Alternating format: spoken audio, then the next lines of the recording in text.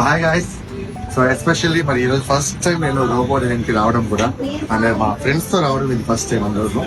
And ఇక్కడ especially the food అయితే excellent గా ఉంది. ఆల్రెడీ చాలా మంది చెప్పారు, అందువల్ల ఇక్కడ వచ్చి ట్రై చేయడం జరిగింది. అండ్ ఇక్కడ డిషెస్ అయితే మెయిన్ గా సో స్పెషల్ చికెన్ బిర్యానీ అయితే సూపర్ గా ఉంది. అండ్ చికెన్ రాజా అది కూడా. అండ్ మా ఫ్రెండ్స్ కొంతమంది లైక్ వెజ్ కూడా ట్రై చేశారు. సో అందులో like paneer biryani and as well as so పుట్టు మష్రూమ్ అనే ఒక కొత్త డిష్ ట్రై చేసాం, అది చాలా బాగుంది.